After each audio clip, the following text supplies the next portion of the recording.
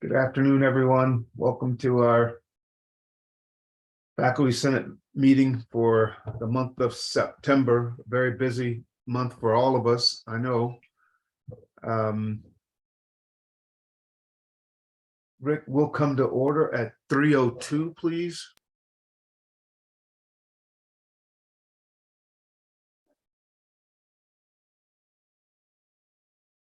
Okay. Thank you. Colleagues, the first item on our agenda is approval of the agenda. Are there any changes? Hearing none, the agenda is approved. Colleagues, the next item on our agenda is approval of the August 23rd meeting minutes. Are there any changes? Hearing none. The meeting minutes for August 23rd, 2022 are approved. The next item on our agenda is the president's report. I see President Stokes is here with us. Thank you, President Stokes, for joining us. You bet. Good afternoon, everyone. It's good to be here with you. And I thought I would just give you a brief report on some things since the last time I was at the Faculty Senate meeting. So I wanted to let you know, for those who were not able to participate, that we did just recently kick off the next phase of our Grand Challenges. I think many of you will remember that in 2019, we launched a Grand Challenges initiative that was designed to focus on big challenges that affect us here in New Mexico, but also nationally and globally.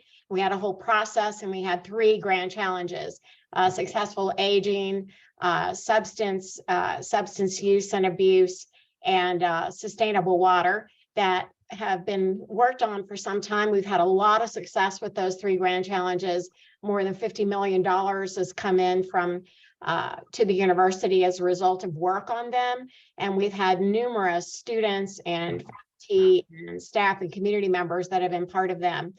And so Ellen Fisher, the Vice President for Research, began thinking about the ways in which we could continue focusing on grand challenges and expand the kinds of problems that we were working on. And so we had a wonderful launch of this re-envisioned next phase of our grand challenges, 10 new grand challenges that are going to be working during this next year to see if they actually become grand challenges. But it's remarkable the extent to which this is truly a cross-institution initiative that includes our branch campuses who've been very much involved. A piece of really good news has to do with the increase in our enrollment. For the first time since 2012, our total enrollment has actually gone up. So it might not seem like much, it's up 1.6%, but it's been a long time getting to this stage. And so this is really good news. Our total student count is nearly 22,000. Our freshman first year class increased for the 3rd straight year, and it's the largest incoming class the 3rd largest incoming class UNM has ever had. We had big increases in transfer students, increases in our American Indian, Hispanic, and African American students. So this is one of our most diverse classes ever. You might have received a request from UNM's Division for Equity and Inclusion asking that you complete a survey for faculty with disabilities. That due date is October 1st. We really hope that there's broad participation in the survey to help our Division of Equity and Inclusion understand the diversity of the disabilities that are experienced by our faculty, including, that's a whole range of possibilities: cognitive, emotional, mental, and physical. And so hoping that you'll help us get the word out about the importance of participating in that. We also recently celebrated the 5th anniversary of the Rainforest Building. We also, in that celebration at Rainforest, launched the next phase of what some of you may know of as Innovate ABQ. And this next phase involves the creation of high-tech creative space that they're calling the jungle. It's still under development, but It's being developed with the help of Vince Kudlebuck, who is one of the co-founders of Meow Wolf. So some of you might have been there for the presentation. I'm not sure where all this is going to lead, but it really is a blend of arts and technology and the potential to do something really great in terms of drawing entrepreneurs and really making Albuquerque a place where some significant work can happen. We also announced the appointment of Michael Pulley as our next UNM Chief Government Relations Officer. He's going to start on Monday. We did a search for that process, and Michael emerged as someone who could do a great job leading our government relations efforts. I want to say thanks to Nathan Bush because he's been a wonderful interim leader for that office. And that office, you know, does an incredible amount of work. And we are currently immersed in working with them to think about legislative priorities for this next legislative session. As always, compensation is a major initiative for us. But there are many other things that we are working through right now to establish some priorities. Some of you may be involved in some of the research and service project that we have approved, and we'll be talking about some of these legislative priorities at our next Board of Regents meeting in October. You probably are aware that the Provost office is working on the engineering dean search. So a number of candidates have been here, and I believe that these visits will continue through early October. We broke ground yesterday on the new Behavioral Health Crisis Center, which is a 49,000-foot facility, which is really a partnership between Bernalillo County and the university, which the Health Sciences and Bernalillo County are splitting the $40 million cost for this facility. It's been in the works for a long time. If you read local news, you know there's been controversy about the fact that the county had received significant funding, which hadn't yet really been spent toward the creation of a facility. So this is something that will really help deal with some of the behavioral health issues and disparities in the state. And so, you know, again, we have a lot of construction going on here in Albuquerque, and I guess that's pretty clear. If you walk anywhere near Lomas, you can see some of what is going on. I'm also anxious that you know, bond, I think it's now bond 3 instead of bond C. Hopefully there'll be additional facilities that are part of what the voters look at for when they're working on the ballot. I urge people to actually go in and do look at all of the projects that are there and consider voting for them for, you know, there's something that focuses on the libraries, and then of course our childhood psychiatric center and our comprehensive center for arts and technology. Our new Dean of Medicine started on September 1st. Her name is Patricia Finn. She officially took over them just recently, and she'll be the 5th Dean in UNM School of Medicine's history. And they've been around for 61 years. Of course, for a long time, it was a combined Dean position and Executive Vice Chancellor position. So this is really a shift for the School of Medicine and for Health Sciences to actually have a Dean of Medicine focused on our medical school faculty. Over in Health Sciences, their Office for Diversity and Equity and Inclusion was awarded a big grant to launch a New Mexico Workforce Diversity Center of Excellence. So that was something that was real good news over there. And our Health Sciences did something that nobody can remember has been done by UNM before, which is hosting the first statewide UNM Equity Summit to try to figure out how we really work together to solve the problems of health equity in the state. So it's really the follow through on that that's going to be most critical. And I don't know to what extent any of the faculty here in the Senate were a part of it, but I heard that it was a great community event. So in terms of, you know, what I've been doing, I still do my traveling office hours. I've had a couple so far. I'm going to be at Latin American and Iberian Institute tomorrow at 10:30. I'll be at the Anderson School the following week. I'll be at Cosmiac on the 19th of October and the Language Learning Center on the 26th. So making my way, getting to hear from people about what's really going on. Hosted a handful of events at the University House, well, at least recently a handful. We hosted postdocs, and I'm really hoping that we really build a community among our postdocs at UNM. And so that was a good event. We also hosted something for retired staff and faculty. So a lot of people showed up at that. We were catching up from previous years. And then we had an event for promoted faculty last week as well. And I hope you heard about the new initiative that we launched at that event. I announced it. That didn't actually happen at U-House because it turned out a bunch of squirrels dug tunnels under the U-House patio. And so it started to collapse. And so we moved it at the last minute to the sub. So I guess that wasn't technically at U-House, but it was supposed to be at U-House. But we announced that we have this new initiative in which faculty who are promoted have the opportunity to pick a book to add to the library's permanent collection. And this is a chance for, it can be something fun, it can be something very serious, it can be just professional, it can be personally meaningful.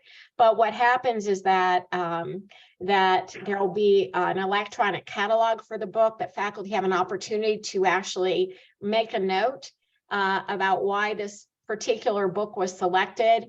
I'm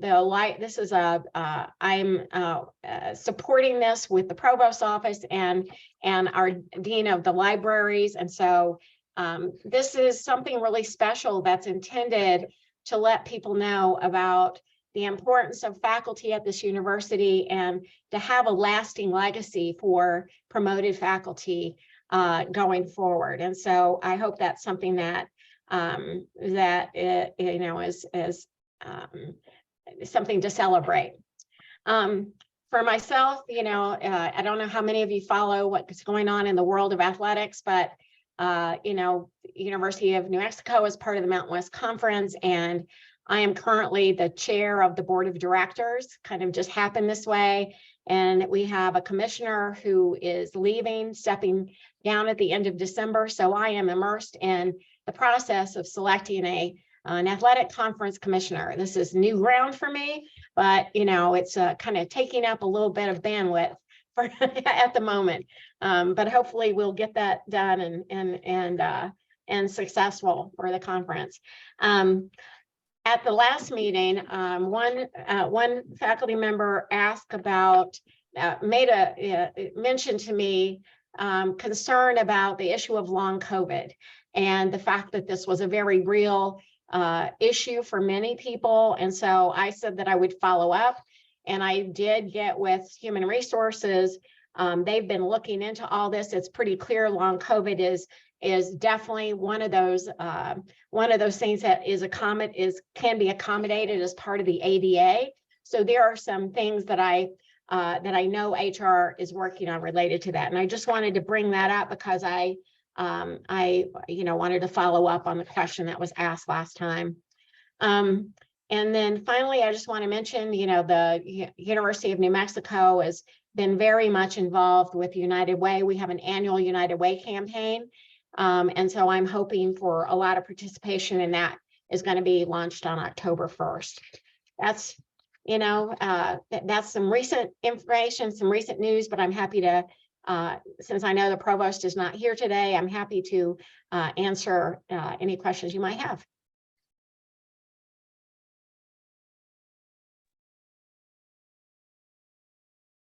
I see Ian Stewart with a hand up. Yeah. Hi, President Stokes. Thank you so much for your report. I do have a question. You mentioned early in your report about the survey, the disability survey by equity and diversity. And I'm wondering if you could tell us a little bit about what's going to happen with the results of that survey. What is the purpose for it? Right. So we've had a lot of ongoing work with a goal of trying to better serve the institution in general related to ADA issues. And so Sada Zarai, who's the VP for Equity and Inclusion, I guess is teamed up with folks. The goal here is to identify the needs of faculty so that we can better figure out our strategies for helping support our faculty. So, that's really the entire purpose. Is I don't think that we've had this survey before. I think this is something new, and it really is just a desire to make sure that we understand what the issues are and what the needs are so that we can make best decisions about how to manage that. Okay, thank you so much. Any other questions, colleagues? Okay. Well, thank you, President Stokes, for being with us this afternoon. Thank you for your time. Always glad to be here. Thank you. I wish it was in person though, but it's easier, I'm sure, to do this on Zoom in some ways. So. Well, I think we just in the last day or few days managed to get the Roberts Room properly equipped. So hopefully in October, at the end of October, we'll have our first face-to-face faculty senate. Looking forward to that. Thank you. Thank you. President Stokes. Colleagues, the next item on the agenda is the President's report. I have a few things for us today. The first is that we're going ahead revisiting our resolutions on climate and on divestment, and also thinking through what we're going to do in terms of academic freedom. So there's a potential resolution on academic freedom. Those will be progressing over the next month or so. I've been working with toward a joint resolution from the Faculty Senate, or I should say from Faculty Governance, from Staff Council, GPSA, and ASUNM. All of us have different opinions, and we wanted to see where those four overlap. Had a remarkable meeting with Ian May and Sheikh Ahmad. I think Sheikh is here with us. I want to recognize him in just a moment. But it was a very fruitful meeting with the idea that later on in the semester we'll pull together hopefully experts like the good Dr. Scruggs, who's with us, and other folk who are in who have expertise around sustainability from around the campus, especially faculty from the Sustainability Studies program, to see what makes sense moving forward jointly. So we're really excited about that. And colleagues, I ask unanimous consent to briefly recognize GPSA President Sheikh Ahmad to bring greetings from GPSA. Do I have any objections? Hearing none. Sheikh, thank you for joining us today. Thank you, Dr. Coleman. It's an honor to be here, and this is my first meeting, so I look forward to learning from you all and working with you as well. And GPSA is really excited to have this opportunity to participate in the sustainability initiatives that are upcoming, and we'll be discussing them in future meetings, I'm sure. Thank you so much, and have a great day. Thank you, Sheikh. The leadership for GPSA and ASUNM, as usual, outstanding, really smart, forward-thinking leadership from that group. I don't believe she's here with us today, but the president of Staff Council is Amy Ortiz. Many of us know Amy from different interactions that we've had with her over the years. Outstanding leadership in Staff Council. Really excited to be working with these colleagues to build something that reflects, I think, the good sentiments from the Faculty Senate, from Faculty Governance. Thanks, Sheikh, for joining us. I've asked the university secretary to hold off on forwarding for campus comment Information from the policy committee regarding an amendment to the curriculum committee's bylaws regarding modifying the membership of that committee so that the curriculum committee works more closely with the diversity curriculum committee going forward. And as we've discussed matters, we may need to think about the structure of the curriculum committee and its workflow so as to better account for the many different responsibilities that that committee is charged with carrying out. I know some of you may know that that was in process. I wanted to let you know where that stands. So we did not send that out for 30-day comment pending some feedback from the curriculum committee. They don't meet until later in October or meet again until later in October. You'll notice we don't have the provost here today with us. He's in the North Atlantic, if I'm not mistaken, just in time for hurricane season in the North Atlantic. I know that some of us will have some questions about the state of affairs in the College of Education and Human Sciences, but I ask that we hold off on those questions until the provost can be with us to answer those directly. Colleagues, I'd like to ask again for volunteers from this body to help think through the dean's evaluations in that process. We need probably 2 people who might be interested in doing that. Don't want them from the same college if at all possible.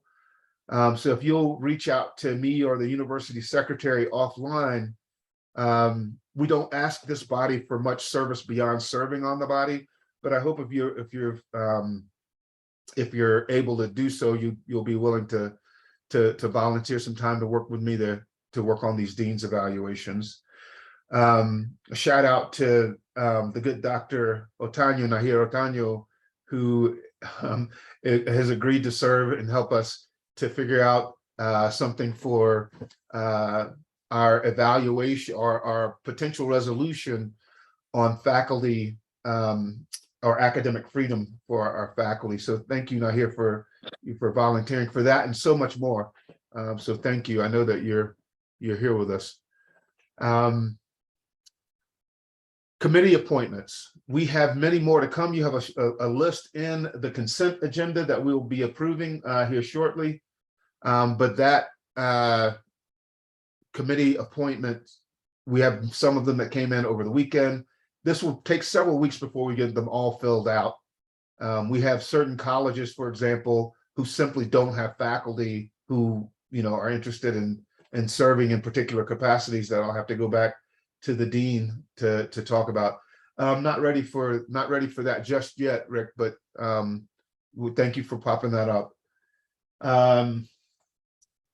Our consent agenda, according to Robert's rules, going forward, we will combine our approval of our agenda, the meeting minutes, and committee appointments. All of those, according to Robert's rules, can be foregrounded in our consent agenda. That'll save us a few minutes, at least in our meeting. So going forward, we'll modify the structure of our agenda so that it's in line with expectations in Robert's rules. President Stokes, the safety walk, was that last week, or is that was last week? That was last Tuesday. Last Tuesday. Last Tuesday on Central Campus and last Thursday on the North Campus. Did we have any results from that you can tell us about? I know that there were, the room was packed. I was able to be there Tuesday night, but I had another event Thursday, but the room was packed. I would say it was packed with a lot of students that live in our residence halls. Now I have not seen the list of things they found, but it's all I heard about was that it was a very successful event. I don't have that list, but I know that it was compiled and I'm sure turned over to the appropriate folks for whatever it was. Mm-hmm. I bring that up, President Stokes, because I hope that's something that I don't know how regularly we do the safety walk, but I know from my own students, they find it to be really important. Yes. And I think sometimes it's I don't want to go into politics, but sometimes it's difficult for all of us to see how unsafe our campus can be without those types of measures. So that's an annual event. I think it's been going on for about 6 to 7 years. Cash, thank you for putting that in the chat about the coffee with the cops. We had a lot of events associated with Safety Week. We also are creating a group that will be focused on safety. So we mentioned it last week, that group is now being formed. We're creating the co-chairs, and it'll have a lot of student, staff, faculty, and other involvement. And it really is focused on creating a safer environment, in the surrounding areas as well. And so that's going to be a new focus for us. So yeah, these are issues on the minds of a lot of our folks that are here. So I hope that we can have, or at least consider having another safety walk in the winter or after the foliage has changed, because part of the safety walk is finding places where there are low-hanging limbs and things like that would block vision. But once the foliage has changed, our campuses can be very different. yes. And I just wonder if we might not consider doing a second walk once the foliage changes. I will definitely bring that up with the folks that organize this, because it did go very, very well. And I think as long as there are people willing to participate in this, we certainly want our students and others involved. So. Okay, thank you. Finally, colleagues, we have the Sarah Bell Brown Award. We've been asked to participate in that. Members from the Faculty Senate to serve as part of the jury for that really important award. So 2 things. The first is, if you're interested in volunteering to serve on that committee, please reach out to me offline or to the university secretary and to let us know if you're interested in serving. And then, as hard as it is to believe, I think if we were to do a show of hands, do we know faculty members who are doing great work, not just on campus, but also in the community? I would be stunned and amazed if all of us didn't raise our hands, that we all have colleagues that are doing remarkable work.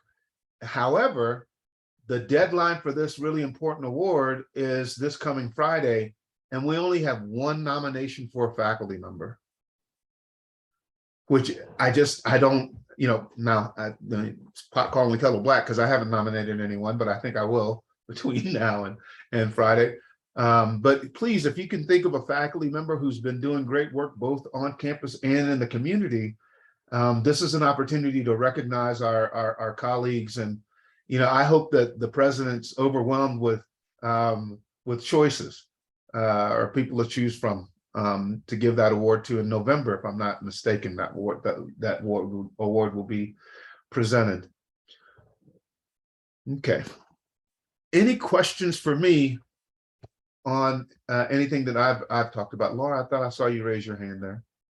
I have a question about the committee that you're forming about Dean's evaluations. Can you say a little bit more about that and what you hope this committee will do?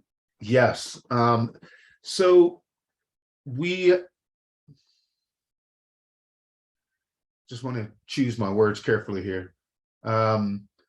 We have found that from the deans, what I did is I went out and interviewed some of the deans about the evaluation, whether they find it useful, whether they take it seriously.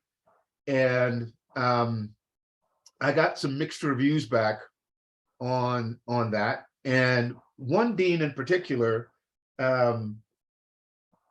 took me to task for the many shortcomings that he saw in our process, and not the least of which he pointed out that by the time we actually do that survey, some of them, the timing is not as good as it could be on when they get it and when they get their results back, and that timed up with their annual reviews with the provost. All right, so I'm hoping we can pull together a team of maybe 3 faculty members, Laura, who are interested in sitting down. We'll look at the current evaluation. We'll look at the calendar for when that evaluation is sent out. We'll also, I think, talk with some of the deans.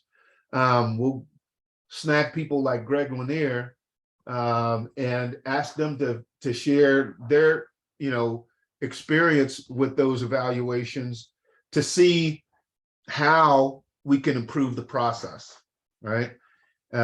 It would probably mean work through the fall and a little bit into the spring, but I don't imagine that it would be onerous work. But I think very interesting work. I think having that evaluation is it's our key tool to work with and hold accountable the deans at the university, right? From a faculty governance perspective. And if our measure is broken, then, we can't very well do that good work. So I think it's a really important subcommittee of the Faculty Senate, and I hope folk will be interested in joining me to make that go.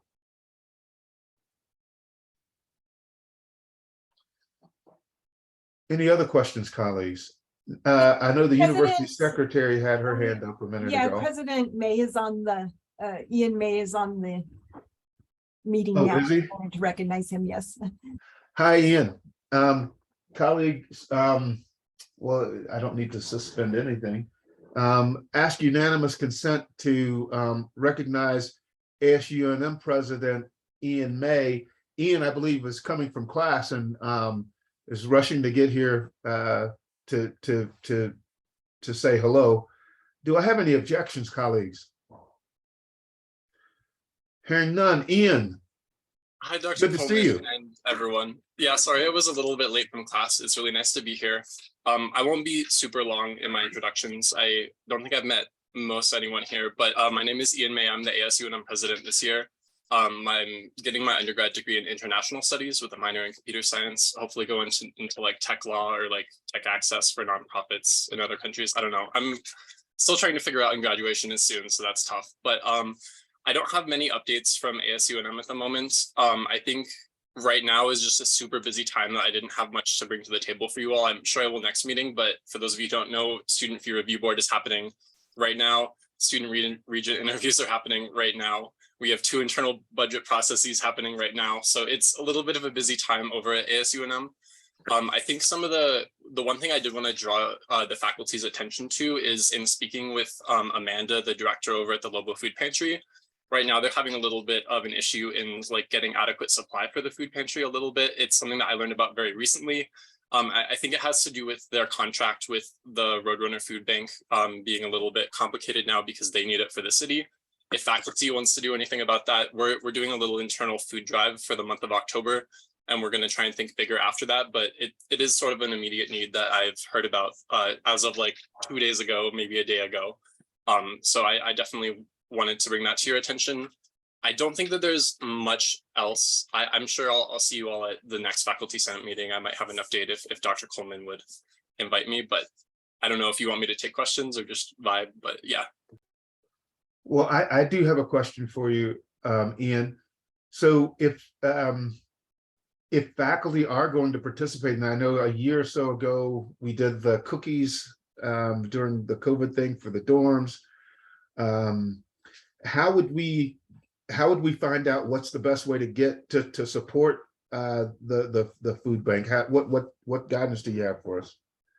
So yeah, Glenn just threw the Lobo Respect thing in the office. In the chat. I think they have some information there about donating. We're just doing a little food drive in our office. So if you wanted to pop by ASUNM and pop something in, I will say one of the internal conflicts that we had is asking students to donate food for other students is a little bit complicated because they might also be financially strained. So we're trying to be very aware of that in our like internally as we're asking folks to donate. We have other options for them to participate in our process because we're doing little rewards and stuff.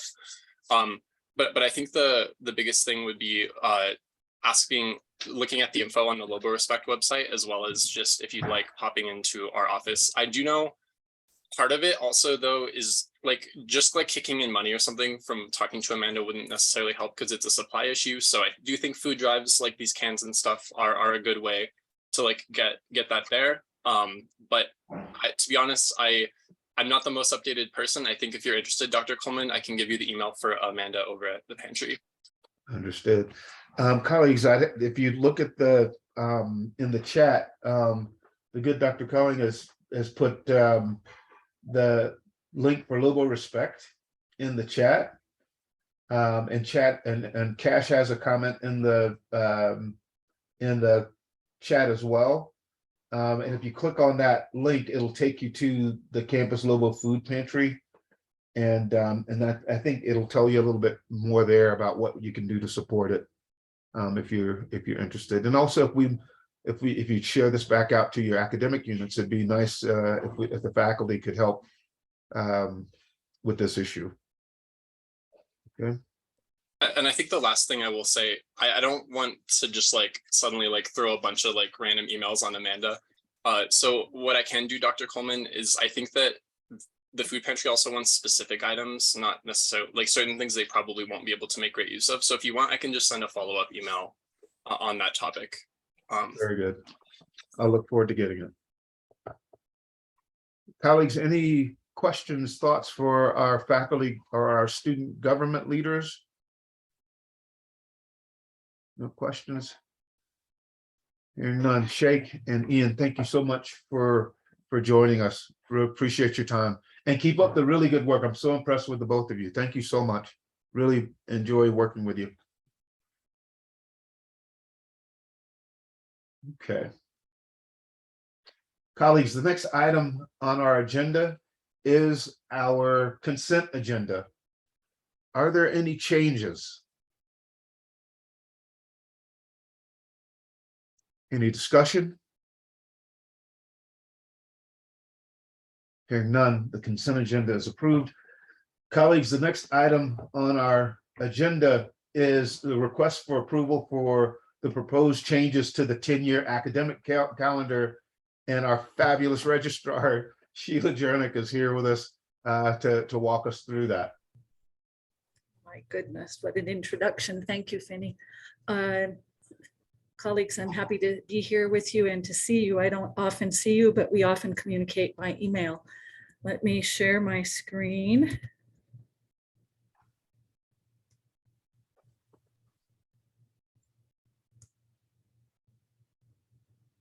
You should be seeing an Excel spreadsheet. Can I get confirmation that you are indeed seeing it? Yes, we do. Okay. So annually, I am asked to come before this body and request your approval for a proposed 10-year calendar. This year, there are more changes in the proposed 10-year calendar than are usual. And the reason for that is that I was asked to put together a proposed 10-year calendar that included an additional holiday on the summer term. I have two asks for you here today. The first is, of course, the approval of the proposed 10-year academic calendar as it's presented here.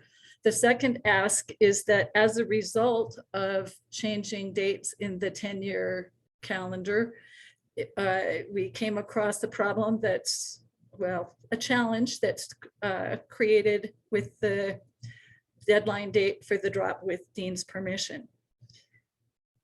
In its current state, the deadline date for drop with Dean's permission is at 5 p.m. on the last day of classes. On the spring and the fall terms, this is usually 5 p.m. on the Friday before finals week. On the summer term, it is the last day of classes. And this year in particular, if you happen to be teaching on the summer term, was a bit painful because the last day of classes fell on a Monday due to the additional July 4th holidays that we were graciously given. The registrar's office sees that last day to drop with Dean's permission as kind of a contract between the institution and students. We tell them they have until 5 p.m. that day to drop their courses. And when we've been asked to enable grading early, we have religiously denied those requests, saying that students have the right to drop until 5 p.m. So in looking at the proposed changes to the 10-year academic calendar, let me go to my next sheet on this spreadsheet. I'm sorry, this is small. Let me make it a little bit bigger here.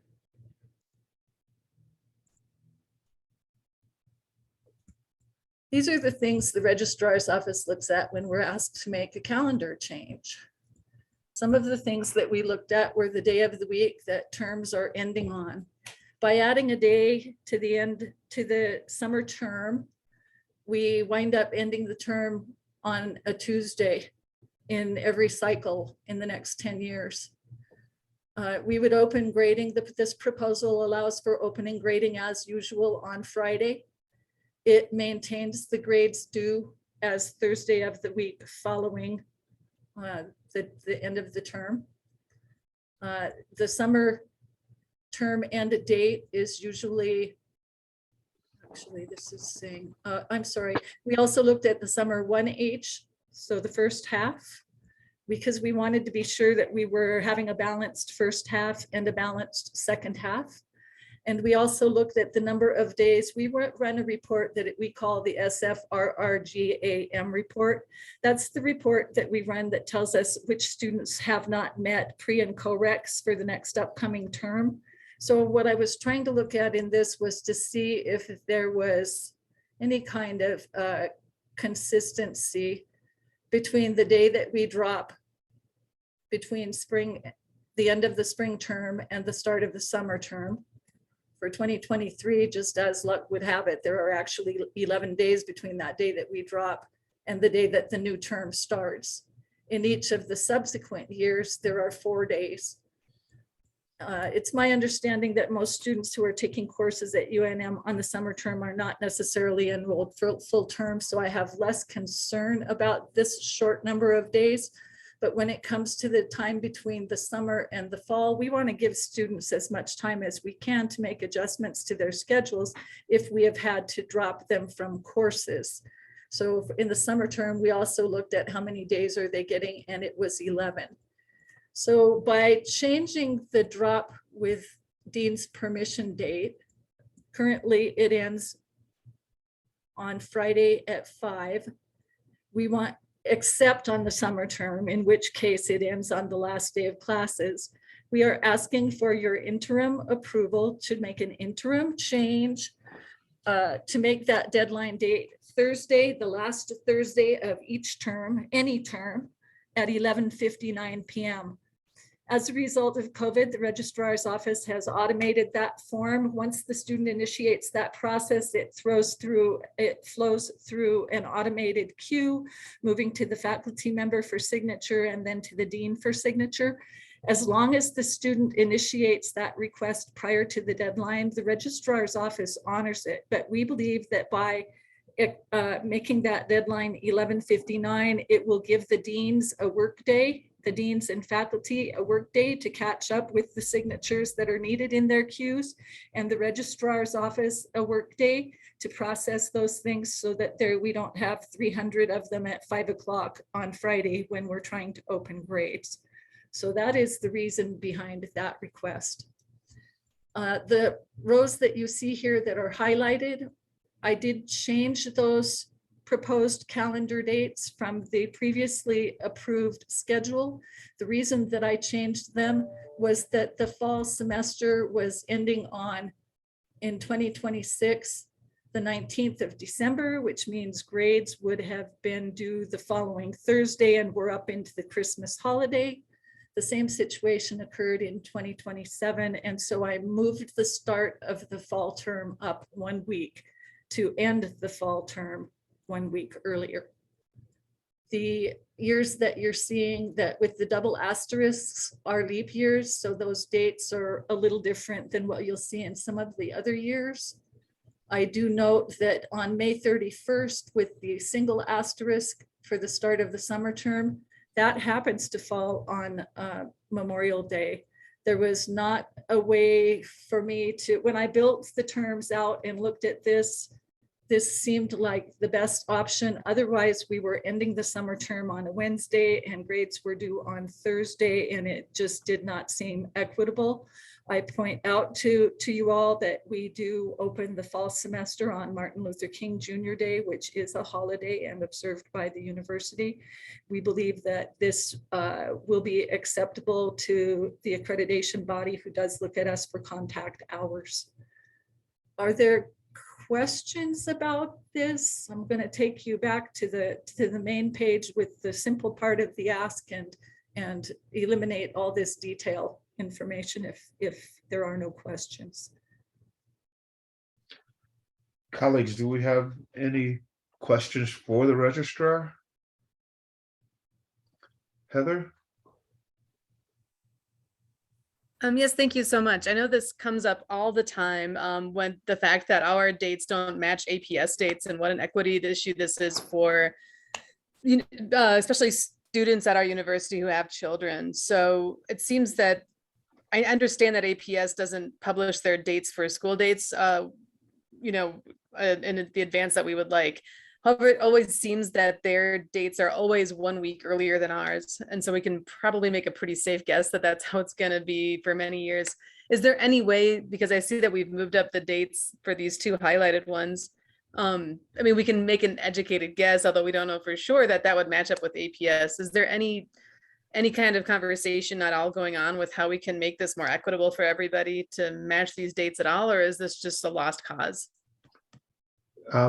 I know we've had this question come up in faculty senate before, and Sheila, I don't mean to cut you off if you're about to jump in on that, but I was just going to say, Heather, what we discovered was the APS dates shift based on standardized testing, and so there's no way to have our calendars coincide because they don't often know until 4 years out what their dates are actually sooner or closer than that about their actual dates. And our calendar is on a 10-year, it's a 10-year calendar versus APS's 2 or 4 year calendar.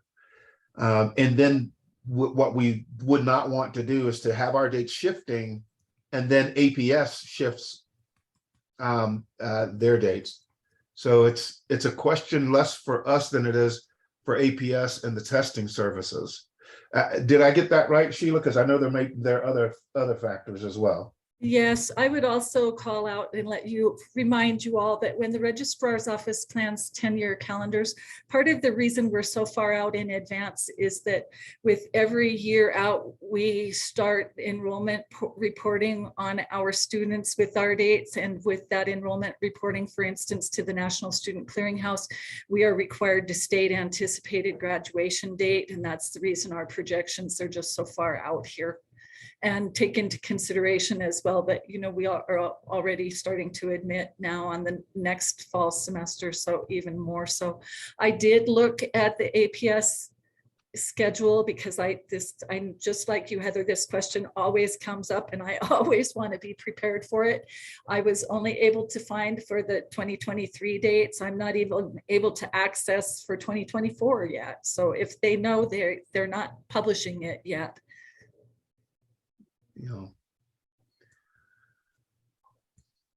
Any other questions for the registrar colleagues? Hearing none. Colleagues, this comes to us as two separate agenda or action items.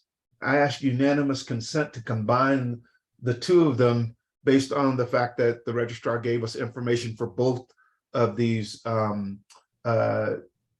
actions in the same report. Do I have any objection? Is there any discussion?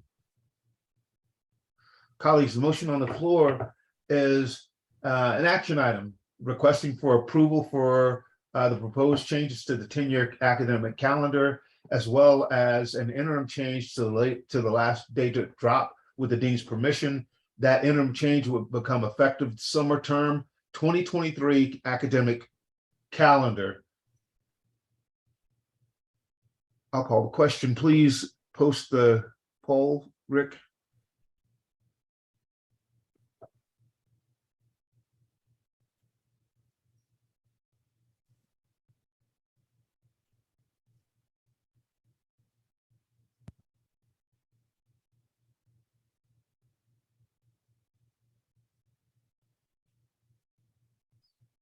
It's approved 42-0, 2 abstentions. Colleagues, that action item passes unanimously. Thank Thank you, Sheila, for joining us. Appreciate your time and all the hard work that you do for our students and also for us. Thank you. Colleagues, the next item on our agenda is an information item. This comes from Associate Provost Pamela Cheek. One on the Student Experience Project and a second information item on the general education update. Is our Associate Provost handy?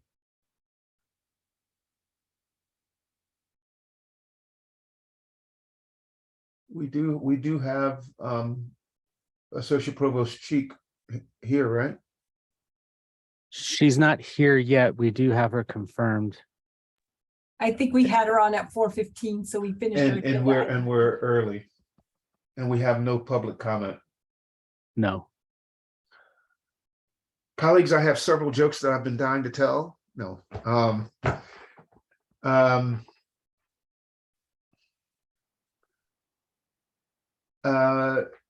Nancy, Let can me you? see if I can reach her. Yeah, I was gonna say, if you could see if you could reach her. Nancy, I don't know if that's your desktop, but it's being projected to everyone in the meeting. And really the problem is the cute dog is covered up. That is not my cute dog nor my cute desktop. So is that yours, Rick? No. I don't know who said it. It's Sheila's. Oh, it's Sheila's. Yeah.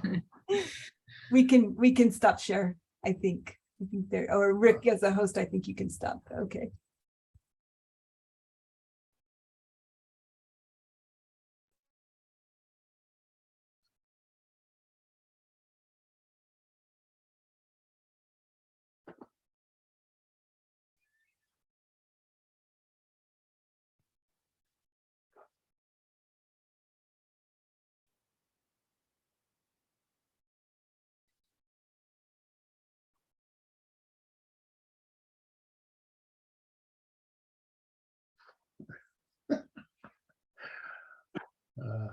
A sorceress. The chat's alive and well, huh?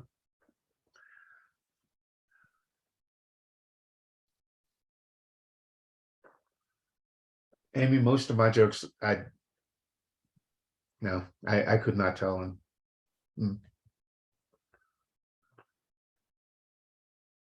Old army jokes, not good. Finny, she said she could get on in a couple of minutes, so sorry about that. We normally don't run early like this, so. It's okay.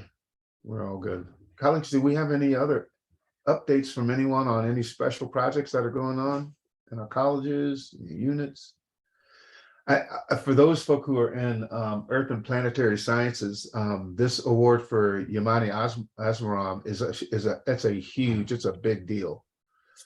For those who know him and how hard he's worked, that's a lot of credit to our university to have him selected.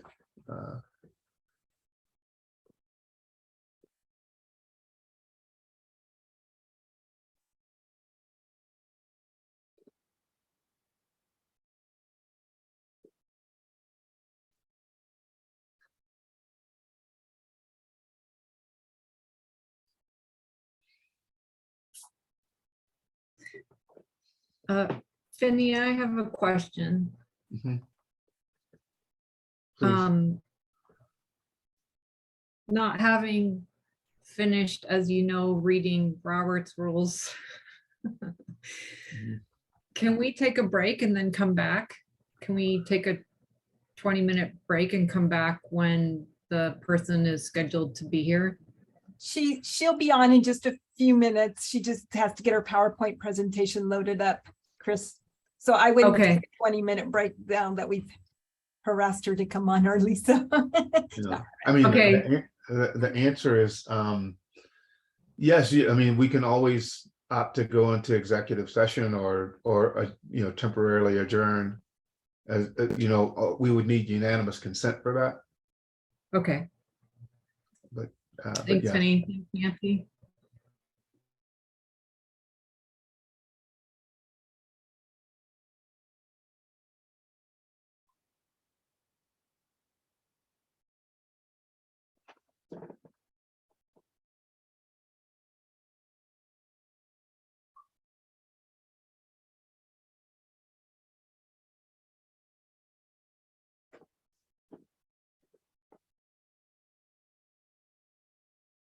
So Heather, I see your question about reaching out to APS. And I think someone pointed out that we 1 year, I think we were able to make that go. But it's really about that the standardized testing schedule, and when it just never coincides with our break. And our break is based on, you know, the essentially the credit hours, or the number of hours that we should have met with students before we reach a midterm. And so that kind of sets our schedule based on when we begin the semester in the spring. And there was another point, it came up a couple of years ago that I had not thought about, or I don't think anybody had thought about. And it had something to do with the teachers and how their professional development calendar, and like how many days they have to that they're given, I guess, contractually in any given year. So that's another factor.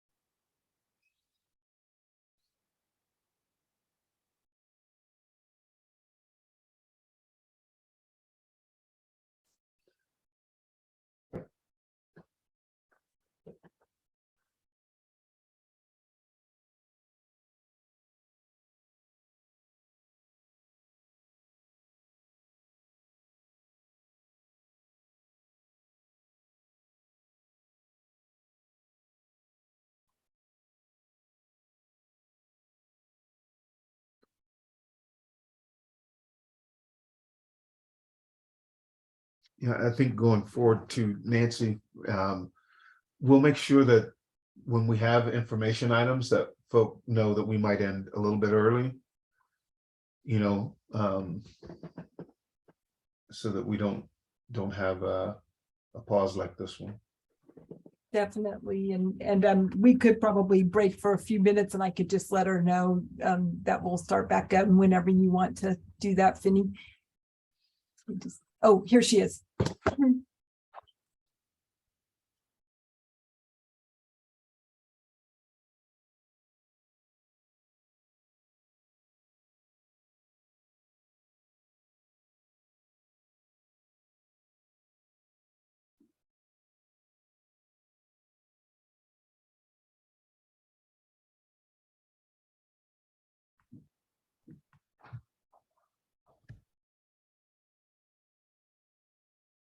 Nancy?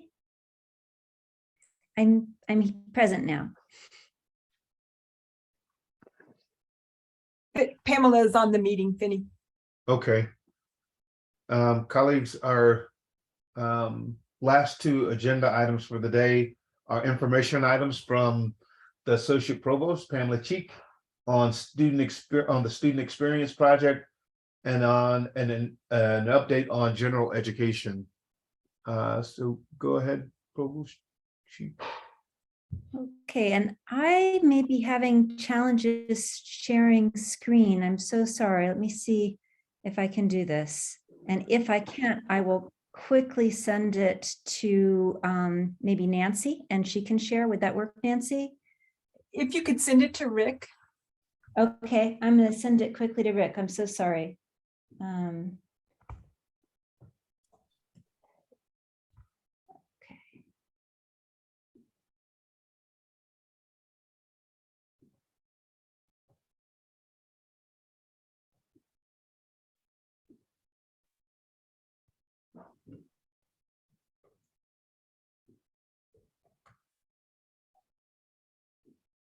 Okay, while it's sending, I'll start talking and then maybe Rick can screen share when he receives it. And sorry about the screen share difficulty.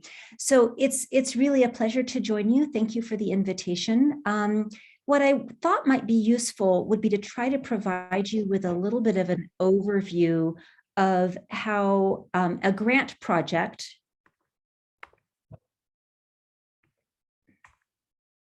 that we've been working on has really transformed our approach at UNM to student experience overall. And it's really exciting to see the flourishing of the seed of an idea that came out of our participation in the National Student Experience Project and the many areas at UNM that it's touching. So the Student Experience Project was a grant opportunity that UNM became involved in beginning in 2018. We started right before the pandemic. And initially, we were able to conduct kind of a baseline setting survey with many of our students. There was a lot of good student participation. And we learned a couple of things. It looks like Rick is on and is going to be able to screen share in a second. We learned that our students don't feel a particularly high sense of belonging at the University of New Mexico compared to other roughly comparable institutions. And we also learned that we don't, across the board at the University of New Mexico, approach our students as students who, with the right supports and the right commitment on their sides, are able to achieve and succeed. And this grant project has given us the opportunity to think about and get more information about what would be involved in making UNM a campus where students felt that they belonged and felt that they were truly supported in reaching their potential. We were able to benefit from evidence-based practices that had been developed over a couple of decades of social psychological research, particularly focused on equity and making it possible for all students, included members of underrepresented groups, to succeed in college. And again, this whole project has been really transformative in how we can approach making it possible for our students to achieve and graduate moving forward. So I wanted to begin, and thanks so much, Rick, by reminding us of UNM 2040, which has a whole host of really, really ambitious goals. And a lot of the work that I'll be able to talk to you about today and that I hope we'll be continuing to doing, and that I hope that I can hear from you about and be responsive to your ideas with reference to is focused on goal 2, student experience and educational innovation. The goal is to transform the educational experience and to create learning environments that are joyful, supportive, and exciting, and to be responsive to our diverse students. And this is exactly the kind of goal that falls in line, again, with some of the work that we were able to do in the Student Experience Project. So next slide, please. So this is me. I'm your Associate Provost. And next slide. So I was talking to you a little bit in opening about the Student Experience Project. I want to give you a quick glance at what we've been able to achieve. This was a project that was actually not a huge grant, right? Just $300,000.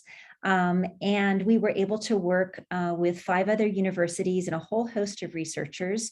There's a wonderful report that's out, and I encourage you to just, Google studentexperienceproject.org and find the report on what we did, and also a whole website full of resources to help you and your colleagues address the needs of the kinds of students we have in college today. Everything from how to redesign your syllabus to responding to an identity-threatening event, to providing feedback on assignments that's based, again, in decades of social psychological research. A whole host of resources are available on this site. 135 faculty at UNM have participated, and will be continuing to offer the Student Experience Project every fall to new cohorts of faculty who want to become involved. One of the things that's been really exciting for me has been to hear faculty describe how transformative it has been for them, and also how much they've valued the connections that they've been able to make with each other. This has really been a project that has moved across all of the UNM system. 10 different colleges have been involved, all 4 branches, 43 different departments, and at least 2,500 students have been touched by the work that faculty have been doing in their classes. Faculty brought in fairly low lift interventions, everything from completely reworking syllabi, which is a bit of work, to just shifting the name of office hours to check-in hours or student question hours, to bringing in more inclusive imaging so that students could see people like themselves represented in communications and journalism. I see David Weiss on the screen, or biology, or art history, making sure that there were models of students who look like them available to students from day one in the classes, shifting up course content, but also really focusing on the kind of feedback that we give as well. So again, you can see these resources that are available on the Student Experience Project website, and you can also become involved in the Student Experience Project in next fall's cycle of fellows. We make special attention and put a lot of energy into making sure that faculty receive stipends to participate. The stipend is $1,000. So we're not asking people to do more work without receiving some compensation. And I think the biggest thing is that it's a real shift in the way that we approach communication and support for our students overall. Once you start being exposed to Student Experience Project, you start thinking about how students hear and receive the communications that we're engaged in the classroom, and that rethinking of how we communicate has in fact proven to be tremendously effective. So for students in Student Experience Project classes across the nation, there's been a 10.5% increase in reported positive student experience, and a 25% increase in positive student experience among Black, Latina, and Native American women experiencing high financial stress. So that's a very big pocket of UNM's undergraduate student demographics.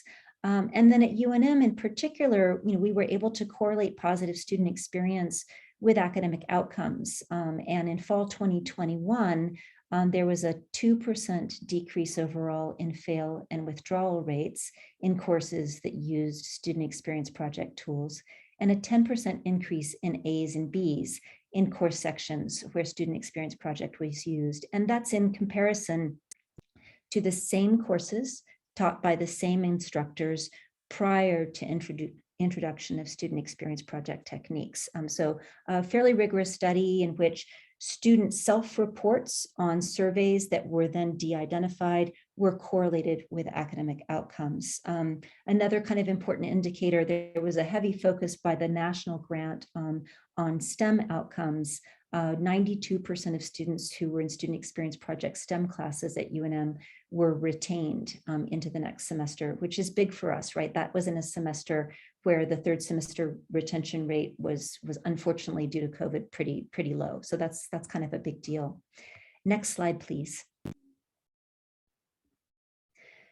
So I started off by sharing that this is really, I think, it was in the air anyway, and the pandemic, I think, made all of us as faculty more attentive to the ways in which we need to be responsive to what we're hearing from our students, flexible in certain instances, and also really aware of how a student who is not familiar with college, maybe a first-generation student, can hear something we say as negative rather than positive, so that even saying something like, I really think it would be a great idea for you to seek peer tutoring at the Center for Teaching and Learning, can be heard by a student as a faculty member saying, hey, I really don't think you belong in college. You're clearly struggling, right? And it's not, we're saying the right thing. We're trying to connect them to peer tutoring, but there's an extra layer of presenting the information about peer tutoring that can normalize the need for peer tutoring, and that can also make it clear to a student that the very successful students at UNM take advantage of peer tutoring. It's a great thing to take advantage of, right? So just, being aware of how our communications impact our students, and then benefiting again from a lot of evidence-based practices around how to retune communications so that they're inclusive and so that they make it possible for students to stay in school rather than leaving, has been, tremendously impactful.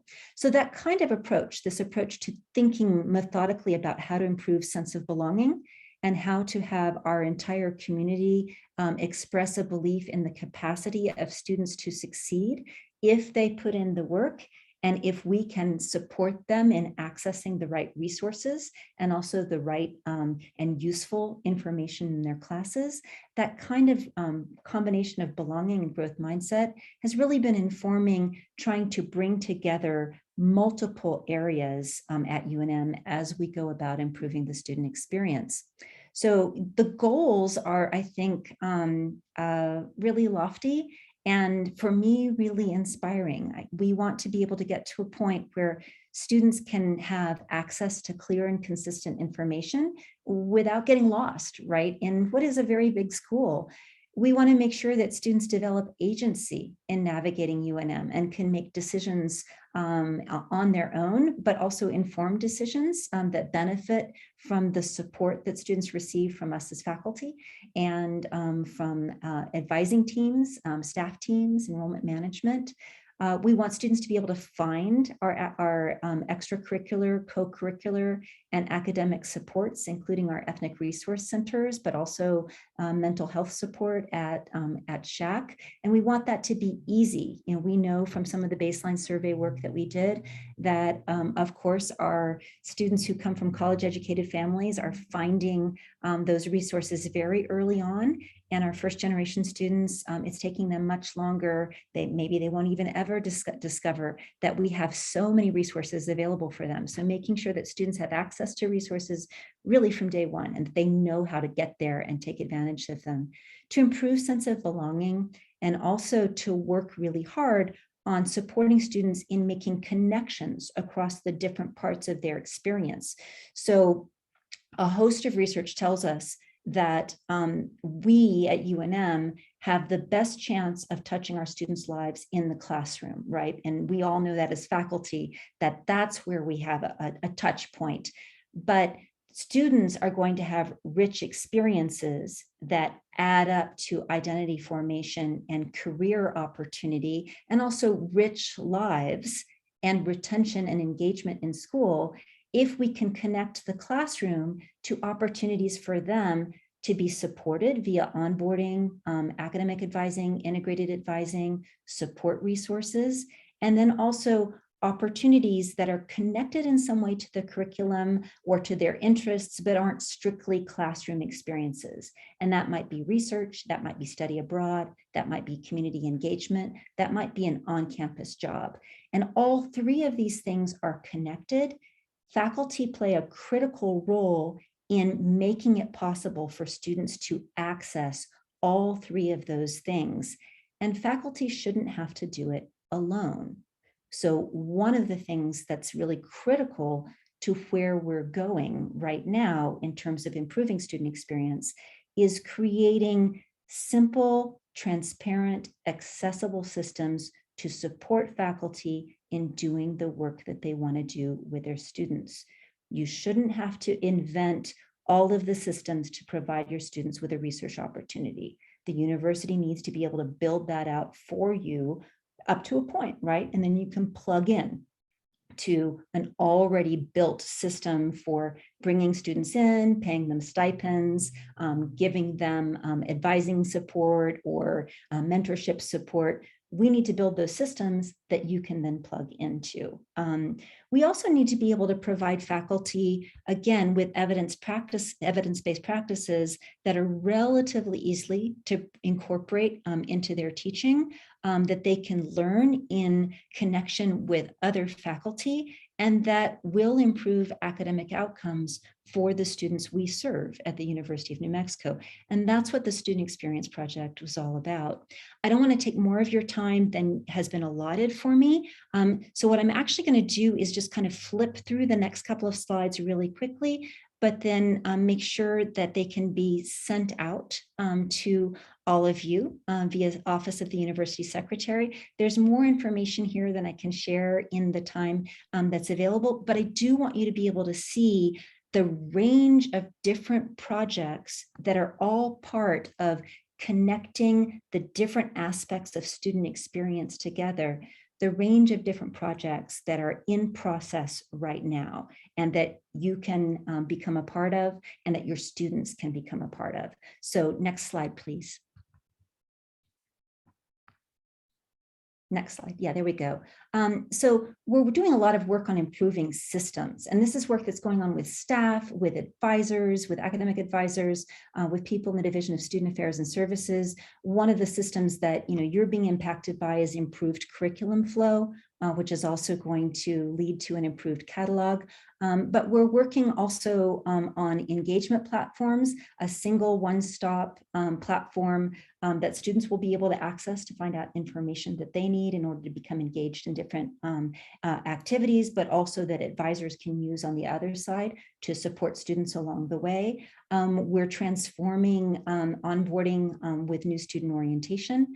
We're analyzing the schedule to see how it can be a schedule that works for faculty, but also works for students. It turns out in our initial analysis that currently we have 635 different daytime patterns that we're using at the University of New Mexico main campus. So really what that means is that we don't really have a pattern.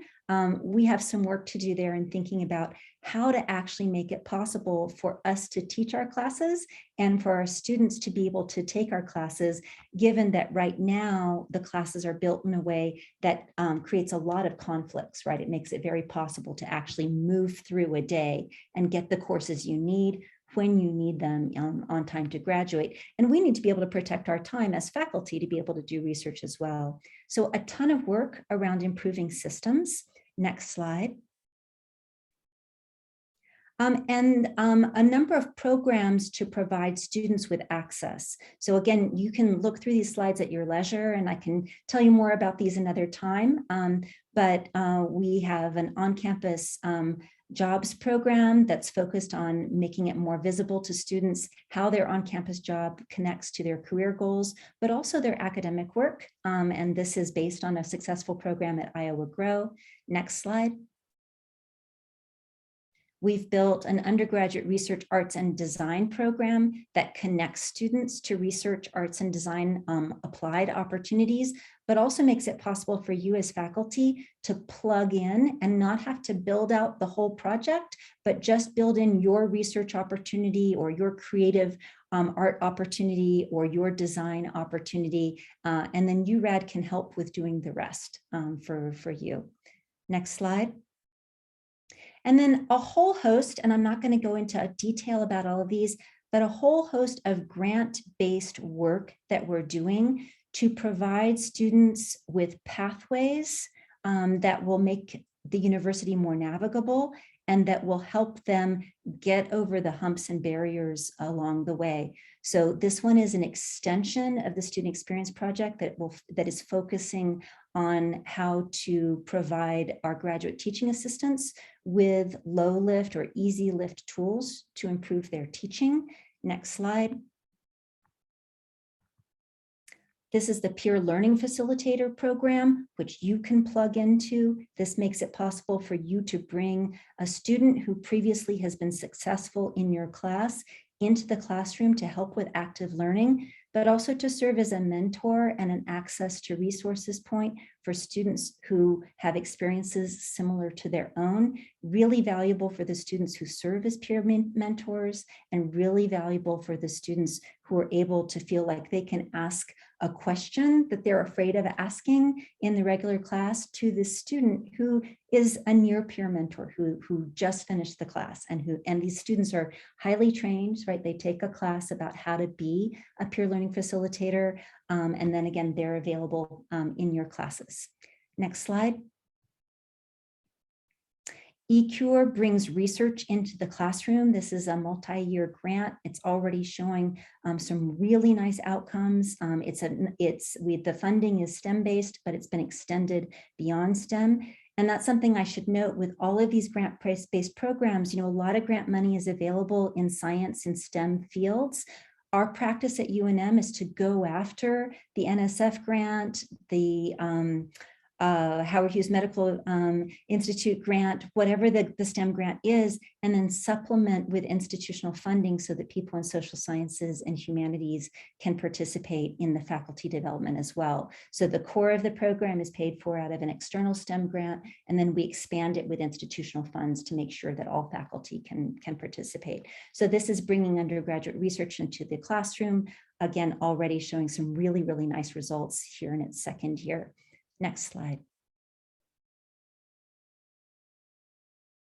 This is a brand new grant funded by the Howard Hughes Medical Institute. It's going to do a couple of things. It's going to help us do some summer bridge and cohort support work for African-American students out of African-American Student Services in connection with the Division for Equity and Inclusion.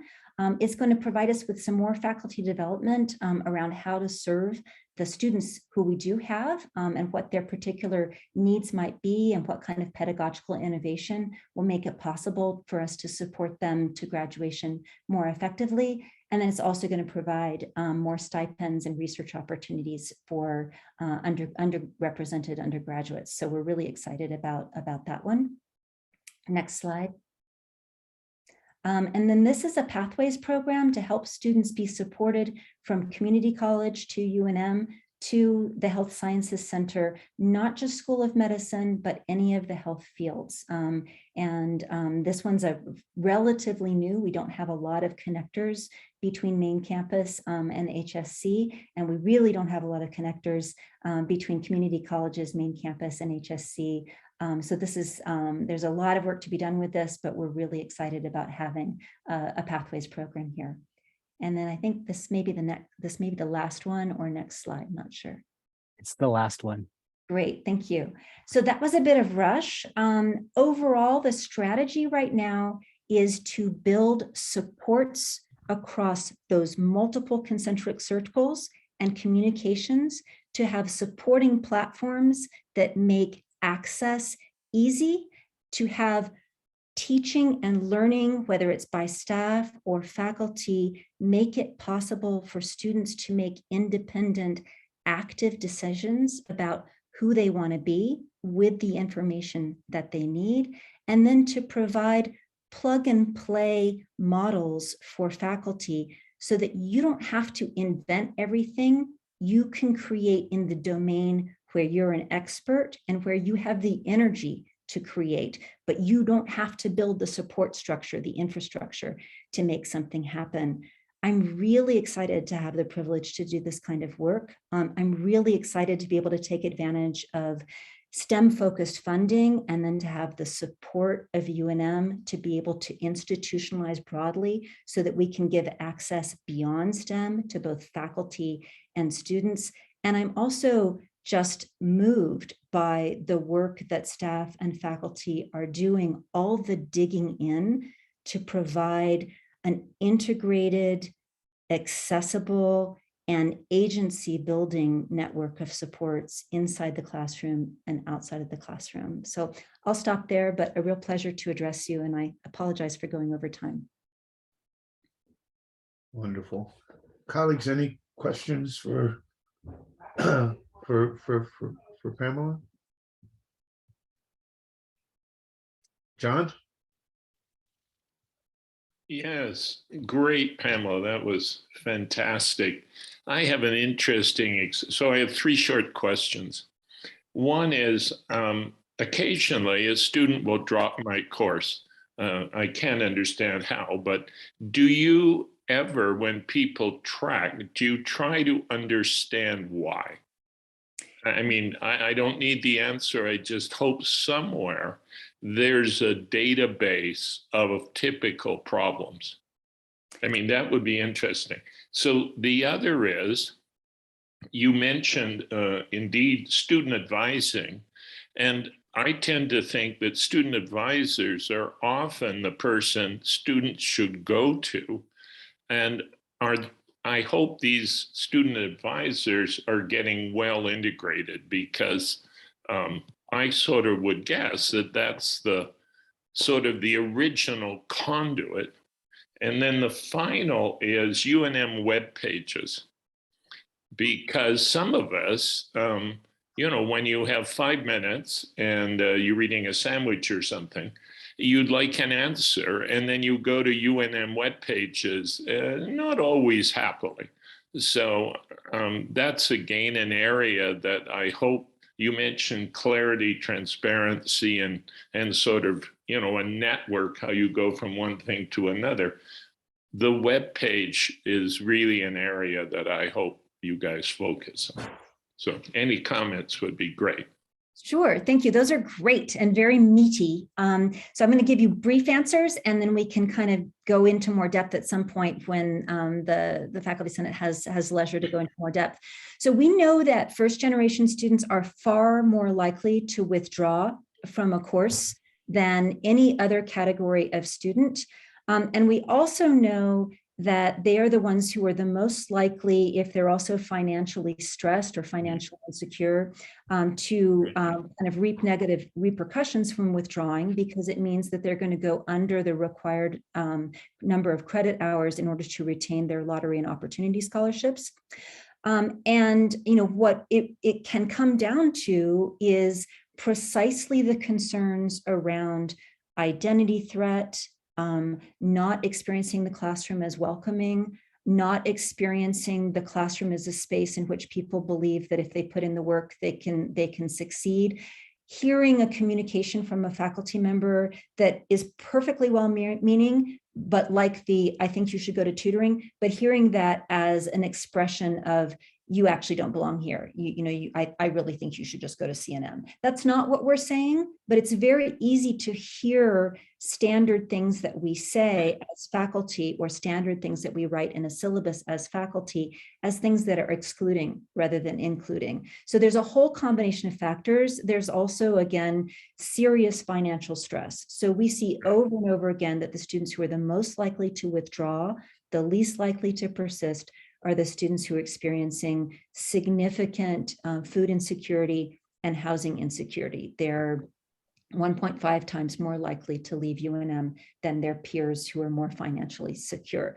So what does that mean? That means that we as faculty need to have more knowledge about how to make a smart referral to the excellent support centers that we have at UNM. And a lot of ongoing trainings are happening around that. There's a lot of information that we try to provide at the beginning of the semester. When I send out that, here's some things you can do for your syllabus, that information is in there. But it's also about educating yourself and creating relationships. I'll just kind of go out there on a limb. Every faculty member should know who the advisor for their degree program is. They just should. You should know the name of the academic advisor for your degree program. And when you're having some challenges, reaching out to a student or supporting them in staying with the class, reach out to the academic advisor and say, I'm not quite sure, the best ways of supporting this student. Can you help me, as a team member, to try to do this work? And maybe you can help me too in making sure that this student has access to American Indian Student Services or the Women's Resource Center or the Veterans Resource Center. So we have academic advising, where it's people who know about your degree program and its requirements. And we have integrated advising, which is the host of resource centers like the Women's Resource Center, Veterans Resource Center, African American Student Services, El Centro de la Raza. We have those as well. And then we have wellness and crisis support as well out of Dean of Students, including Lobo Respect Advocacy. You may not know all of that, and that's okay, but you can partner with an academic advisor and they can help you in providing that support for a student. And then websites, yes, we don't have standard templates in a lot of places. This is actually not unusual, right? This is the way technology evolves. Technology evolves, it has an accretion of layers, right? And then there are opportunities to strengthen and reform. One thing that I think is going to help is that we are going to have a catalog that is going to be much more robust, and that should serve as a site where a lot of information is easily accessible. So that's a start. I think Chris had her hand up, and then Heather. But before then, I saw both of them, Pamela. I was gonna go back to John's question. I think an undercurrent in his question has to do with, you know, about 10, 12 years ago, we started tracking in some very specific ways. We started tracking what were called then killer courses, and then also looking at what was happening at with instruction at CNM to see why students were dropping classes at the rate that they were. And one of the things that I've never seen much work since then is on finding out those places where students, and to get to John's point, are we taking note of what, where, and why the students are dropping? Is it in a specific area? Can we hone in even on, frankly, on specific faculty that where we see a higher incidence of students struggling, and work, I think, more organically to kind of develop practices and identify those roadblocks before our students get there? Yeah, I mean, that's a good way of framing it. So I think a lot of us believe that many of our students bail on UNM courses and then go over to CNM. Actually, only that happens in only about 5% of lower division coursework is an attempt at CNM, and the CNM fail rate is not better than the UNM fail rate. So it's a little bit of there's a lot of students who transfer from CNM, but the idea that people are like going and taking a math course or a economics course or whatever at CNM and then coming back over to UNM, we have a lot of swirl, but there's not as much real estate being taken up by CNM in terms of UNM students bopping over and then coming back as we sometimes think at UNM. That said, the fail rates for the top fail rate courses, for courses where students are most likely to get a D, F, or W, are posted on the Office of Institutional Analytics site. What we've been doing is methodically bringing together key indicators for departments at the midpoint between an academic program review and the next academic program review, so at year 3.5, and showing department chairs in conversation with dean, associate dean, and academic affairs office of the provost, showing key indicators in research, in high fail rates, in faculty diversity and faculty retention, and then having a conversation around what are the things that we can all do to improve? How do you want to strategize 3.5 years out from your next academic program review about how you're going to address these high fail rate courses? Can we connect you to the Center for Teaching and Learning? Can we get your faculty involved in Student Experience Project? Can we have them bring undergraduate research opportunities into their classes, et cetera, et cetera, et cetera? So we can't do every department at once, although, if there's a department that's strongly interested in that kind of consultation, we can do it, but we're building them into the academic program review cycle.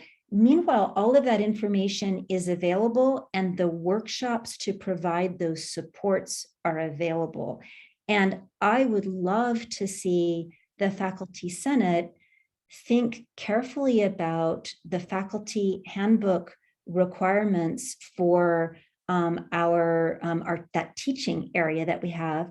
And I think that the way to go there could be faculty demonstrate awareness of academic outcomes and of equity or inequity in academic outcomes, and demonstrate that they have participated in a workshop or some other kind of opportunity to address those outcomes. So, we should not only be thinking about our teaching, we should be looking at the outcomes for our students and then engaging actively in the menu of opportunities that are available at UNM, but also in our national departmental or field organizations, right, to do something to improve the outcomes. And John, it's not just you, right? There's, the most dedicated faculty member who I know at the university who's done absolutely everything she can,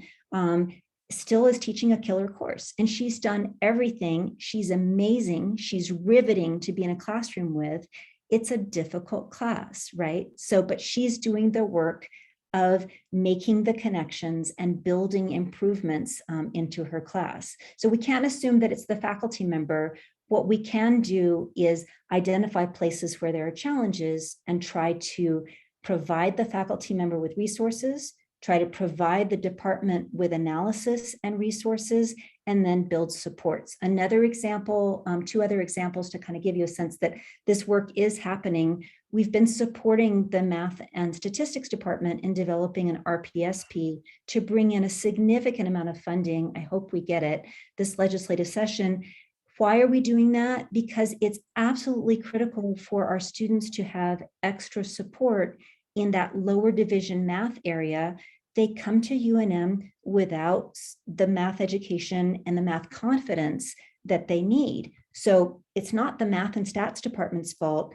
They need resources to be able to help students make their way successfully through those lower division math courses so that they can become engineers and nurses and biology teachers and everything else.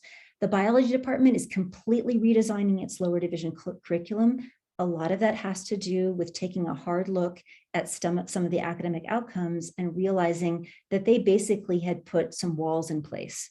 And they didn't mean to put the walls in place, but they had. And so they want to turn the walls into bridges. Chris?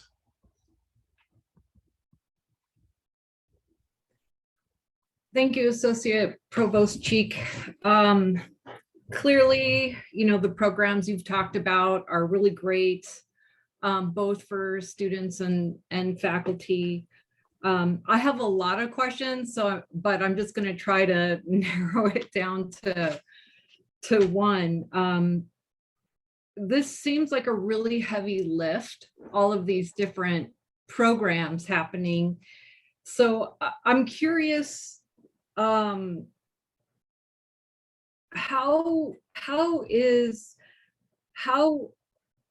is your office or the Office of the Associate Provost for Student Success being supported by the Center for Teaching and Learning, where I know a lot of this work was happening, particularly in relation to CEP, like faculty fellowships and peer training of students. How is the Center for Teaching and Learning supporting all of your efforts, since that's, with a great group of faculty, staff, administrators with backgrounds in scholarship of teaching and learning. And I'm also curious about how you're being supported by the Associate Provost of Faculty Success. I know Dr. Bill Stanley has his hands full with fighting the graduate student union right now at the bargaining table. So I know that puts even more pressure on your office to be supporting graduate students who also do a lot of the teaching that's happening on campus. So I guess I would like to know, how are those other places on campus, CTL and the Associate Provost for Faculty Success, supporting you in all of this work? Great question. So I think one of the things that's really remarkable about UNM is that we, across the board, staff and students and faculty, have extraordinarily high commitment to social transformation and an extraordinarily high commitment to a pretty unattainable dream. And I would phrase our unattainable dream as follows. I think that we would like to provide an excellent, top-notch education that in which equity is our excellence and excellence is our equity. And we want to provide it to students who often, although not always, come from tremendously underserved and incredibly culturally rich backgrounds. And we are probably never going to be able to pull off everything that we want to pull off. But damn it, we have a really beautiful and highly motivating dream. And I really, really, really want to make sure that we keep working on providing our students access from day one to an incredible education at a research institution, and also the ability to try things out and to fail and be supported in finding their path, whether they fail or whether they succeed, whether they try again, whether they decide that they actually hate one field and then need to try and pursue another one. Critical to the way that we operate at UNM is that we're really, I think, at our best when we form coalitions and partnerships.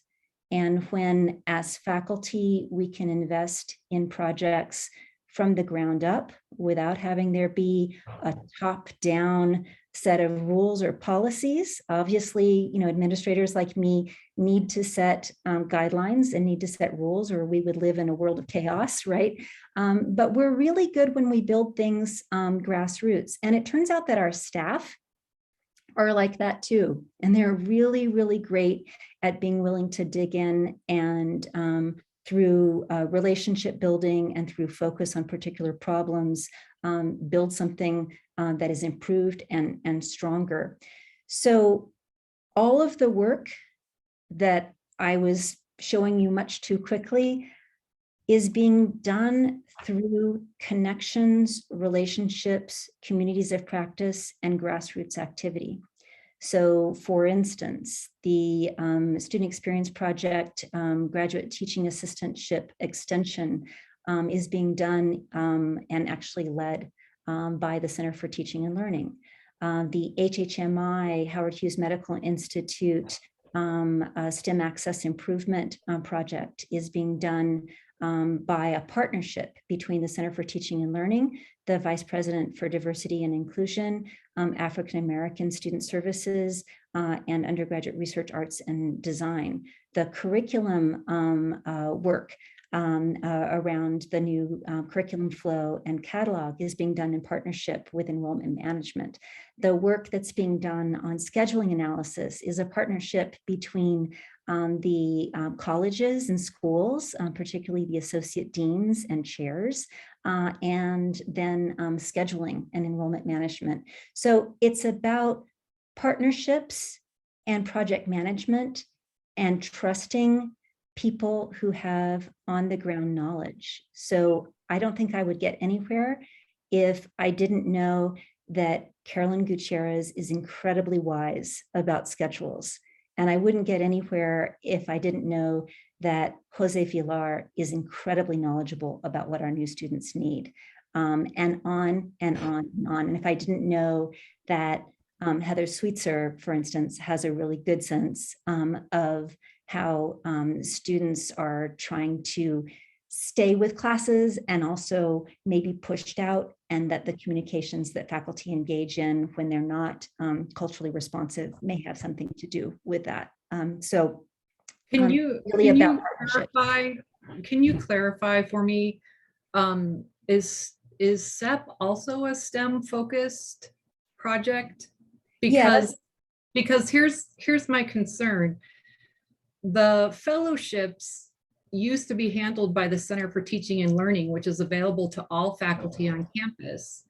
However, I believe all or most, if not all of the projects you went through are STEM focused, or social sciences, which leaves a number of faculty and disciplines out of or not eligible to take advantage of those programs. So part of my question about CTL comes from that, whereas Center for Teaching and Learning is created as a space on campus that all faculty can access in order to improve the success of their students across disciplines. My concern is when we limit fellowships and faculty eligibility to grants that are dog-eared for certain disciplines, it really limits the kind of faculty development we can be doing. So that's part of where my question comes from. Sure. But you don't even have to bother answering my question, because I know Heather and Olivia have questions. I need to answer your question, and I need to answer your question because if what you said were true, it would be a travesty. So here is the strategy. NSF has lots of funding opportunities. Howard Hughes Medical Institute has lots of funding opportunities. There is a national interest in improving outcomes in STEM. APLU with the Student Experience Project focused on STEM. What we are doing at UNM is to apply for the funding that is available for STEM opportunities, but build the program so that faculty who are doing STEM work are funded by the NSF, HHMI, whatever, and UNM picks up the tab for faculty outside of STEM to participate in the program. So for instance, with eCure, it is an NSF-funded program around bringing research into undergraduate education. It's built in such a way that the NSF funds pay for building the program, paying Vanessa Stila and CTL and others to provide the pedagogical support, paying for faculty development stipends, but then Office of the Provost and also OVPR research are picking up faculty development stipends for people outside of STEM. So it's really a strategy of where we can find funding. I also want to address the concerns about Center for Teaching and Learning. There is nothing about any of this programming that doesn't involve direct collaboration with Center for Teaching and Learning in 2022, 2023. In fact, Stephanie Spong and the two new assistant director hires are heavily involved in the design and the project management of many of the projects that I mentioned. And faculty development opportunities, again, with a kind of standard at this point, $1,000 stipend, are not limited in any way to people in STEM. The Student Experience Project was outside funded, but we'll continue to offer it. It's open to everyone. I'm afraid we're going to run out of time.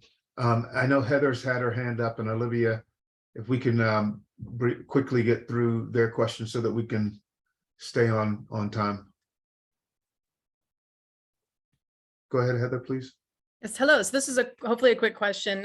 Coming from a point of view, as you know, I was a part of the community of practice for race and social justice, and we did many free trainings through CTE about how to decolonize your syllabus, how to make a more inclusive environment for your students, and like 0 people came, or maybe a handful of TAs. And this is not the audience we were looking for. And so my question is then, this is a lot of great information, but how do we move this information from, being more performative to actually inciting change here at UNM and getting this to the audience that really needs to hear it? Is there anything in all of that that's really going to make some strides towards that? Thank you. So I think I heard 2 different questions. One was specifically about the resources that you and your team developed when you were academic affairs faculty fellows. And then the other one was about how to bring in more faculty into doing equity focused pedagogy. Is that right? Yeah, I mean, forget about like what the things that we've done in the past, just more so, I mean, I've had the experience that faculty by and large do not seem to care about this or don't set aside the time appropriately to take advantage of these resources that are offered. So it feels like one of those things, like we've got all these great resources and training, but if nobody's taking it, it's not making an impact. Yeah, again, maybe kind of naive on my part, but I feel as though when we create a climate and a culture in which we expect that faculty think about how equity plays a role in academic outcomes, and when there's more knowledge out there about there being a connection between the two, that there starts being more active engagement in learning about how to address the needs of our students through pedagogical innovation. I've seen a kind of a major shift in the last 3 years in which the number of faculty who are participating in workshops, either again in their own profession nationally or at UNM, has grown and grown and grown. And I've also seen more and more academic departments kind of reach out, ask CTL, Ask Student Experience Project, for workshops along the way. So I wish it could happen in an instant. The fact that I'm here being able to present on some of this to all of you, and that many of you are engaged in this kind of work or have chosen to spend your time learning about how you can create an atmosphere in your classroom that is inclusive. I think it's a good sign, but it's a long struggle, right? It takes a long time. It is true that new faculty orientation now includes not only information about who our students are, but also information about how to access faculty development opportunities that will be supportive. And I'm seeing, if I can, I'm seeing Nahir's question in the chat, which I think is a great question. I actually just this morning, I got a really interesting email about a humanities opportunity. And I'm hoping that those of you who are interested in reaching out for humanities funding will contact me if you'd like my support, or not if you don't. But I'd love to be able to build out more systematically what we're doing with humanities and social sciences, pedagogy and student equity and student education support funding. So if I can be of help to you, please contact me. I'd love to help you on that work. Hi, my name's Olivia. I'm junior faculty. I don't have tenure yet, but I just wanted to wanted to say I appreciate what you said about listening to people close to the ground. The advisors in my department are so helpful, and we need another one probably for the number of students we have. But I just wanted to offer a suggestion from my perspective as a junior faculty. I did see some of the resources and some of the work from this project in my onboarding. And I think systemically there might be a disconnect between new faculty coming out of doctoral programs that emphasize a lot of these topics, and then being new and trying to implement some of these ideas and suggest even systemic curricular reforms in departments that are in alignment with these ideas, but have to go through that first barrier of tenured faculty in departments who maybe are less interested. So you might just systemically, I'm just offering an idea or a thought of like maybe finding ways to make sure you can connect with junior faculty and hear about those things that are happening at that level, because it is kind of a tension where implementation could be happening, but is struggling because of departmental politics and things like that. Sure. No, that's a good point. And I think that kind of brings us back to the opportunity to think about the policy that we present relative to how faculty invest in improving their teaching portfolio. I don't care how amazing you are when you start teaching, however old all of you were when you start teaching, you probably had a great connection with your students, but there was probably an awful lot to learn. And I think that that's the case because every time I walk into the classroom, I'm like, oh my gosh, I have so much more that I need to learn, and I've been teaching for 37 years. So it's just the way teaching is, right? And I think that we can ask ourselves to put specific energy into learning about new tools and techniques on a regular basis, and also try to make the connections between what's happening in our classroom environment that isn't necessarily about us, right? It could very well be about the culture, but that we can impact because we are the faculty who have the ability to touch the lives of our students. I mean, so much of what we do at UNM starts with the classroom. We cannot guarantee that our student is going to seek mental health resources. We cannot guarantee that they're going to go to the Women's Resource Center.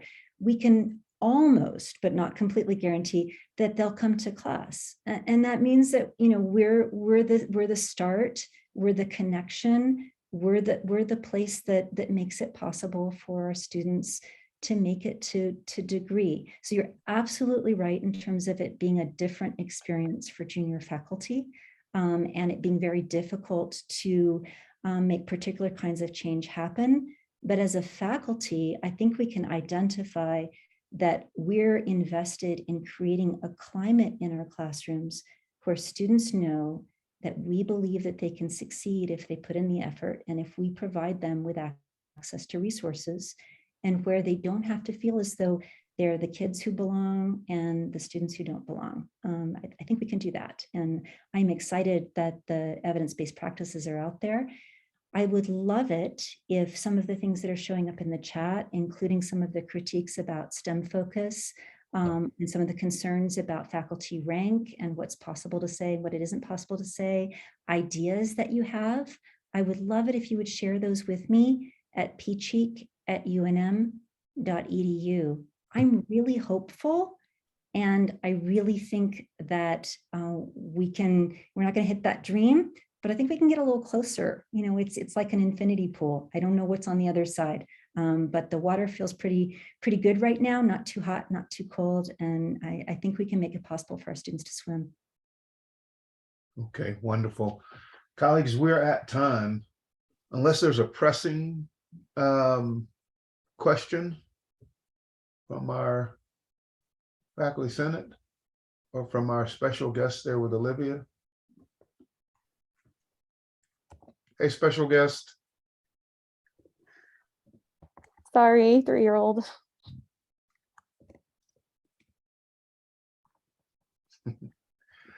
Hearing no questions, colleagues, we are adjourned.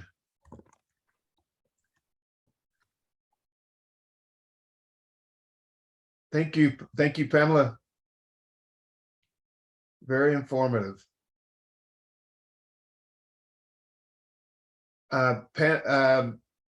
Chris has another meeting, right, Nancy? She does, and I'm supposed to make a phone call as soon after 5 as I can make it to. So Got it. did you need us? We're wrapping, we have a meeting with you tomorrow to wrap up. Yeah, we'll just wrap up tomorrow then. Okay, sounds great. Thank Okay. you. Bye, everyone. If you need something in the meantime, just text me. Right. Did you have something for me, Pamela? I was just going to say, if you do want to share out the slides, you know, you're welcome to do that. So, and Rick has them. Can we do that? Can we push those out? Already did. Thank you very much. Rick is always on the spot with that kind of stuff. Rick gets it. Rick's got, sorry for snagging you early, Pamela. No worries. I'm so sorry. I was moving my slides over to a computer that allows me to screen share, and then as it turned out, it didn't screen share. So thanks, Rick. Thanks, guys, appreciate it. All right. We'll see you later. We'll talk to you tomorrow, Finny. Okay, very Unless good. you need me for something quick or anything. No, we're good. Okay, thanks. And did you talk to Karen? She did. said she tried to call you. Good. I texted her and she said, I'll try to call him before faculty senate. I had something going on. So anyway, all right. Sounds good. Thank you. Bye-bye. Right.